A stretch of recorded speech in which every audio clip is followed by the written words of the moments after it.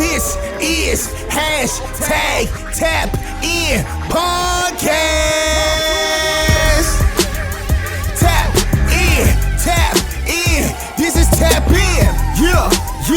This is the place where you about to tap in. Wanna know what's hot? You gotta tap in. You know who's dope in the city? Gotta tap in. This is Young Woody's hashtag Tap In Podcast. Yo. This is your boy, Young Woody, your humble host here at hashtag Tap In. And today, I'm not gonna lie to y'all, man. I got a pretty dope guy here, man. I'm not gonna lie to y'all. I met him last Saturday at the Roski Distinguished Gentlemen's art event. And I'm not gonna lie to you. Listening to him work, listening to him go, man, the man got a message. And not only does he have a message, man, he really lives his truth through his bars. And that's something that I can respect as a person who's been doing the artistry, who's been doing this as long as I've been doing it. It's pretty cool, man. That's why I said, man, when I seen his music, I seen his show set, I told him he had to come sit down, man. So we booked it. He's here. With no further ado, hashtag Tap In, my people. I got my boy J-Kline is in the building. Hey, How is it? Young Woody, man, it's a pleasure, bro. It's a pleasure to be here at the Tap In podcast, man. Finally glad I'm tapping in with you, bro. I appreciate it, man. But I've been seeing you, post this, and I was like, man, I got to get on here. Man, hey, this is what it's for, though. This is, right. Like I told everybody, man, this podcast is to bridge the gap between the artists and the people. Mm-hmm. So they can know you're here. And this is what this podcast stands for. But if you don't mind, man, tell the people a little bit about yourself. Where you're from and where'd you get your music started? Right. Well, first off, I was born and raised in a place called Battle Creek, Michigan. Little town of like 70,000 people, working class community. But real gutted, man, because, the Midwest, if y'all know anything about the Midwest, it's like the economy isn't the greatest because you ain't a lot of jobs, ain't a lot of opportunities. So if you ain't got opportunity, what do you turn to? You already know what y'all Streets, right? straight up, right. And so as I grew up, I gravitated towards that, just by default. And but I don't know. I've been a fan ever since I was 7 years old. I've been a fan of hip hop music. I just fell in love with the art form, and luckily I had an older brother that was like 13 years older than me, so he put me on. Yeah, he put me. I'm chilling with him, trying to be with Big Bro and shit, and he bumping all hip hop, and like I knew from the moment I heard the first song I heard, I was like, this is the music I like, this is the music I loved it, and a couple years later, like age of 14, I was like, start writing. Little by little, I'm in class, writing bars. Gotcha. I'm at the house, I'm starting to write full songs, and I needed some type of outlet to vent, what I was feeling and what I was going through, and the upbringing, the surroundings. Basically, you needed a way to vent. You had to get it off of you. Right. I feel that. I feel that. That's really where it started at. So the name J-Kline, where'd it come from? Really, people just started calling me that. The first rap name I actually had was J Knowledge. Okay. That was my first rap name, and then I would say you had to speak the truth to boys. You know what I feel mean? you. You know what I mean? So, but then as I was like researching and shit, I had seen that there was like quite a few artists that was either named Knowledge or some type of variation of that. Gotcha. And then someone had called me J-Kline. I think it was a basketball thing, really. How they want to call you by your last name or something, or that's where mine comes from. Right. That's why we Young Woody. That's literally my last Right. name. So that comes with it. I feel and so I was just like, I'm not trying to be some like alter ego necessarily. Right. I'm just me, and so there's no facade or no gimmick or type of person I'm trying to live up to. I'm just Jacob Kline. That's my government. Right. J-Kline. That's just me. That's real. That means it's really him. It's Right. really his life. It's Right. really his boss. Yeah. I can respect that 100%. Yeah. So coming from the Midwest, what brought you to Austin? Initially, really, I just needed to change the scenery. Some of my family started moving down here, and the opportunity to you know, be the next one in the family, move down here. To make that transition. Yeah, because like I like my older brother, the one I spoke about who introduced me to hip hop, really, he was actually the first person in the family to move down here. I'd come down and visit him, you know, maybe once every other year or something. And I fell in love with the city. Okay. And this was back in like 2012, 2013. Okay, so you've been down here almost a good down. You've been around for a good down. Yeah. I officially moved down here in 2013. Okay. Around about August 2013 is when I officially moved down here. And you know, I had to escape because my you know, where I'm from, the city, it just the decline was just getting worse and worse. And you know, as I got older, I started getting more submerged in, you know, into the street life. And gotcha. You know, it just, you know, I knew I needed something different. I had to do something because I knew I was capable of something else. I got you. Nah. Sometimes you just need a new place for a better opportunity, right? Or just a opportunity. Right. So I fully understand that 200%. When you got here to Austin, like I said, I know the hip hop scene here is very vibrant.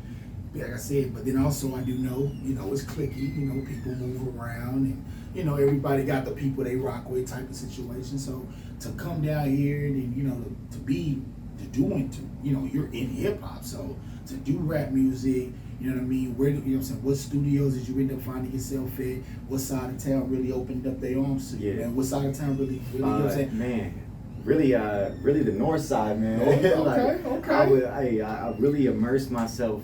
You know, I mean, there was no limits. I was on the north side. I was on the east side. I lived in Cedar Park for a year, like far west. Far west side. All right. He said he done been all over this bad boy. I done been from there to Chalmers Court on 2nd and Chalmers. Yeah, I know like, exactly where you're at. East side for real. Yeah. Like I done been all over, but the north side is where predominantly is where I've like laid my head at, where I really found a home at in Austin. Okay. But I don't put a limit on a territory. I don't put a limit on the people I hang around. No, I got you. No, more so that question really stems from, to be honest with you, when I get people to sit there and they're not from Austin, right? But they've been here, right? My thing I like to find out is what side of town open their arms to you, because one thing I do know is that when you're dealing with Austin, sometimes the people on the east side might open their arms to you. Yeah. And certain other sides of town might be closed off to you. So, you know what I mean? So the fact that Austin's growing and it's more open-minded now, you know what I mean? I like to ask, you know, because a lot of the people who are not from here that came here, they'll tell you South Side and open up their arms for a lot of people. Right. East Side did it for a few people. Actually, you're the first person to say the North Side. Oh, really? So yeah, so it's like it's pretty cool to actually get that, you know, that response from you. You know what I mean? So that's the reason why I asked. But but let me ask another question, man. When I was listening to your music on Saturday, the thing that I noticed about your music, your message, it was personal. You talked about your life. You talked about, you know, your struggles and you coming out of those struggles. You know what I mean? You talked about your I want to make sure I say it correctly because sometimes that comes off wrong when people say it.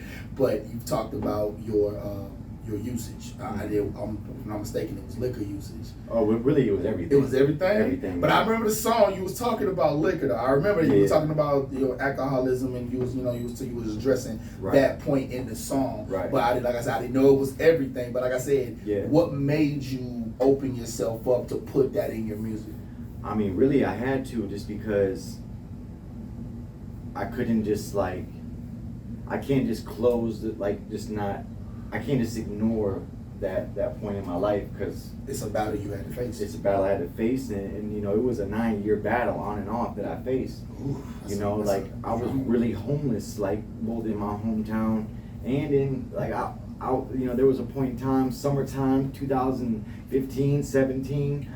I was underneath the Rumberg Bridge on Rumberg and 35, not sleeping there, but you know, that's just, I would frequent it because I had nowhere else to go, and I just, you know, but I knew the block, you know, so that's where I was at. And but that's where, you know, my trials and tribulations took me, but that's not where I belonged, and that's not where anybody belongs, because that's, I don't want to talk about grimy. I didn't see some shit. Oh no, trust me. One thing I do know about in Austin, man, that homeless situation and the amount of people that have had to see the struggle. In Austin, we've seen that kind of go from a small level to a drastic level to a, you know, them trying to dial it back, whatnot. But I've seen, it's been wild. Yeah. So I fully understand. You know what I mean? I get it. And going through that, you know, it's really unfortunate that I had to go through that, and that was my own doing for the most part, because the decisions I made put me there. But it allowed me to open up to a different life, a different lifestyle, a different type of people, you know, that I wouldn't, you know, most average people wouldn't see, or they would just pass by. They see them, but they definitely just they go about their day. You know, so it's like, not only did I live there personally, but it's also like, even though I lived there personally, I was never that type of homeless person. Like, you know, I wasn't, you know. You wasn't defeated. You knew there was a way out, and you knew you was gonna work toward it. This just so happened to be your current circumstance, and you had to work your way out of it. Exactly, and it brought a lot of understanding. It brought a lot of, you know, humility. You know, just, you know, gratefulness for life and respect for people, all people. Gotcha. All people, man. Like, that's one thing I've always been big on, is like, I've never looked at, you know, anyone by a certain group or definition. Like, gotcha. And we just people, man, and like we gotta remember that. A lot of times, man, what I've noticed in this world, man, it's not until you get into a situation that makes you respect another situation. Right. And I've learned that in my life so much. Yeah. Because you'll mess around and you'll be thinking, man, what I'm going through is the most fucked up thing on earth. And then you meet somebody that kind of makes you like, okay, maybe what I'm going through just ain't that bad. Like, but don't get me wrong, there's nothing you really, in my eyes, because I've been there, you can't put a limit on fucked up when you say you're homeless. Right. I tell anybody that because of the fact that when you're homeless, there is no left, there is no right. There is, how do I get out of this shit without winding me up in jail? Like, that's like the 90, that is the only question on the table. So it's one of those things where I understand it. When I'm one of those people who had to grind multiple times out of situations to get to where I'm at today, and while doing music through all of it. Yeah, absolutely. Because I'm one of those guys that, as you see, where you're sitting, I've recorded my own music, made my own music, degree in music, audio engineering, production. So in going through all of that, I've gone through ups, downs, crashes, all of it. So to still hold your head up high when you in the middle of something, to get out of it, and when you out of it, and then turn right back around, continue your dream, man, that's, a lot of people don't understand the fight, the grind that comes behind that, and I'm a person that respects it because you understand the value of what you're doing, because as artists, we understand it costs to be in this industry. This industry ain't free. No. This industry ain't free, bro. Beats, studio time, everything, cover art, all of it, videos, promotion, marketing, getting DJs to play. This shit is expensive, bro. And it's one of those things where like I said, to be in this game and to hear that, man, that's I'm not gonna lie to you, it's fucked up you had to go through it, but it's still dope that you can sit here and tell that story, because, you know what I mean, like I said, that's not an easy one to overcome. Right. And you know, it's also just like a testament to, you know, who I am as a person. Like, no matter what I go through, nothing is gonna stop me from what I'm trying to get to, what I'm trying to accomplish. A word that I often use to describe, you know, who I am is resilience. Gotta be. Resilience, man. Like, that's who I am. Like, you know, and with what I've been through, which is why I put it so vocally in my music, is because, like, even if you haven't been homeless, or even if you hadn't had an addiction problem, as humans and in life, we all have some type of problem. Facts. We've all faced some type of situation, whether it's somewhat similar or nonetheless, we all have problems. Mm-hmm. And I just want to be that person to either be a messenger, Mm-hmm. a learning, a learning moment. And somebody let them know that they ain't alone. Exactly. Exactly. I got you. I got you 100%. Exactly. So right now, man, what's new music, new singles, new albums? What's rocking with you? New music. I'm working on it every day. I dropped my debut album last year, April 2021. Okay. The project was called Lost in Austin. Okay. Which is the title came from They lost in Austin. Hey, that makes sense, man. You know what I mean? Like I was really lost, and at one point I thought about giving up, but like I said, there ain't no quitting me. So, but where I'm at right now, I'm working on my new album. My follow-up is called The Redemption Tape. Okay. Because I'm at a different point in my life, and I'm continuing bettering myself and up, and I thought I could have did things differently last go around, or I could have did this or better, or could have, should have, would have type shit. Mm-hmm.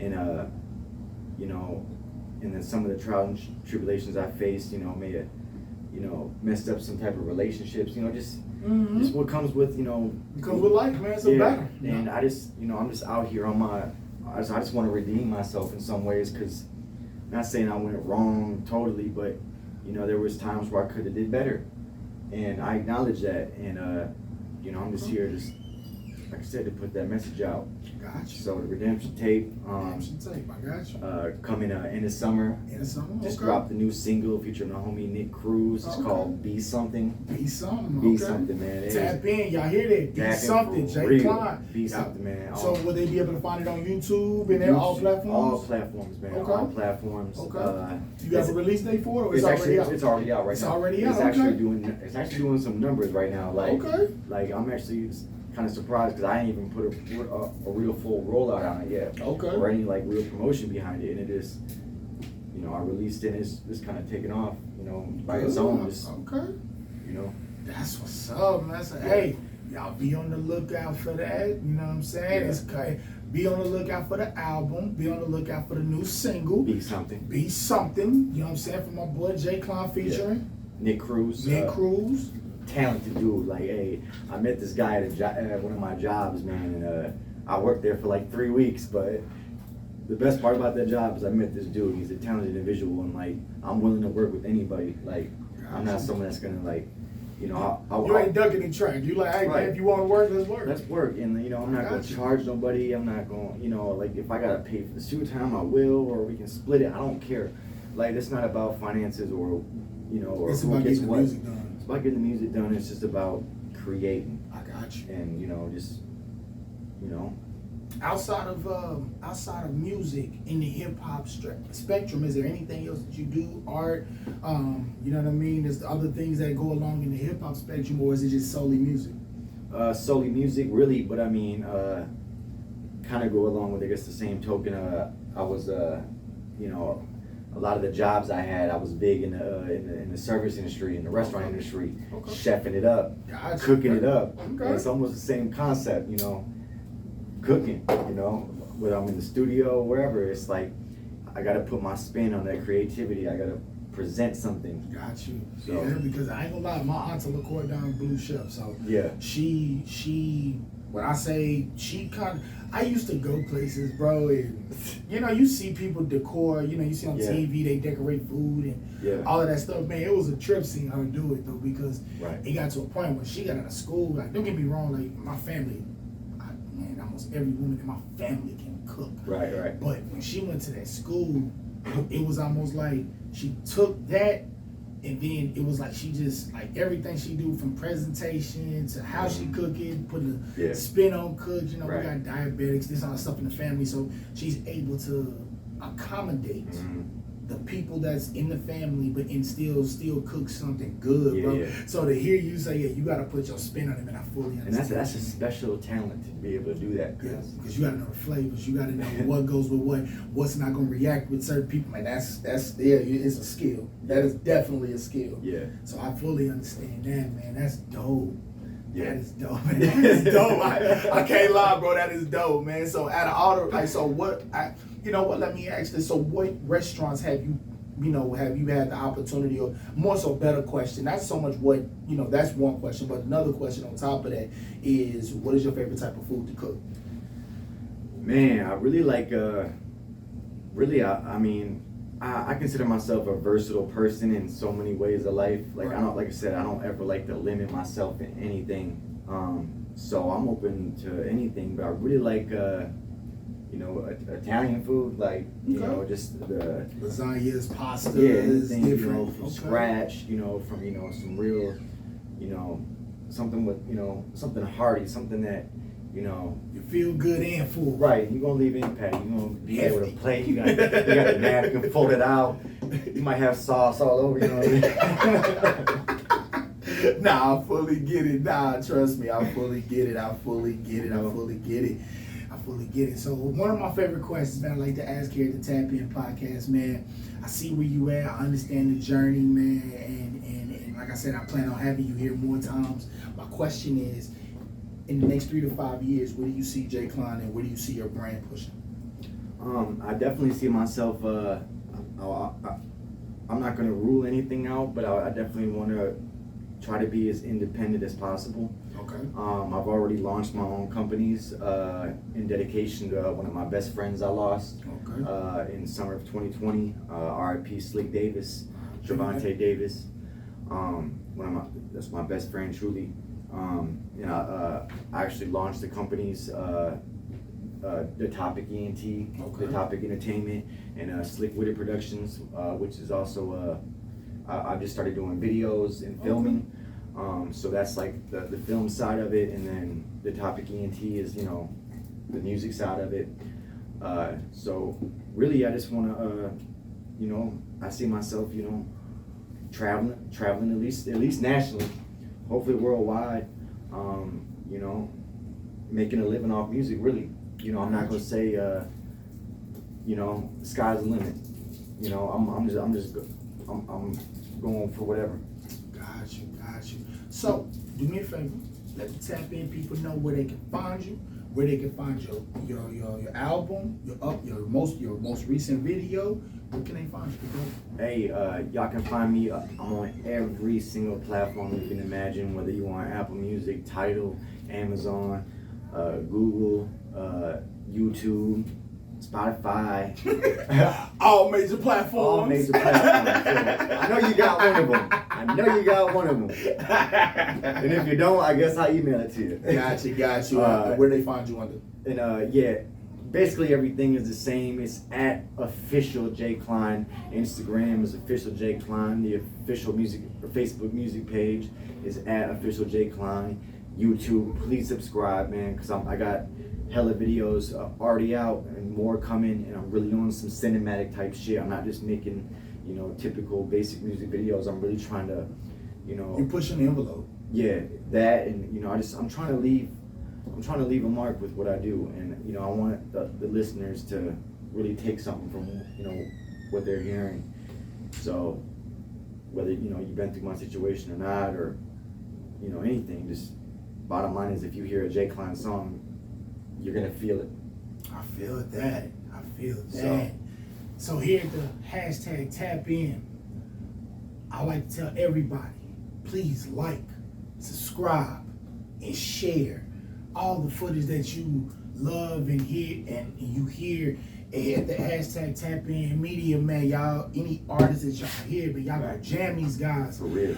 Every single one of them. There's nobody I'm gonna sit in this chair that's not dope. Right. This man that sit next to me, if I would have sat there at that show, I'm honest. I'm gonna be brutally honest. If I sit there at that show and I don't like your music, I would definitely tell you to work on it. But when you are on that stage, and for the time that I've been putting in working in the city and just in music, anytime I hear anybody with any kind of talent, they need to sit there. Period. Yeah. And the reason why is because I can't let no more covers be put in Austin. I'm gonna put a spotlight on every single talent I see. That's what this podcast is for. Right. It's for the city. the people from the city, the people moving to the city. This is what Austin, Texas has, and you need to know it. So I'll say again, here at the hashtag Tap In, anything that you like and love, please like, share, and subscribe to the channel. Because just as much as I love y'all to bring these guys here, show them that same love and go check them out. Yeah. I don't care if it's good news, bad news, worse news. They want it, and we need to hear all of it. Let them know you went to go listen to them. So, as I said again, this is my homie J-Kline. This is the hashtag Tap In. This is your boy Young Woody, and I am out. Appreciate y'all. Salute. My brother, thank you so much. Stepping with me, bro. Real. Appreciate it. It's dope. That's why I love these interviews. I freaking love them. I freaking love them, bro. This is what, and it was a solid 25. That's what I wanted. Yes. Yes, sir. That was perfect. Yeah, it didn't even feel like 25 minutes. Actually, I ain't gonna lie to you.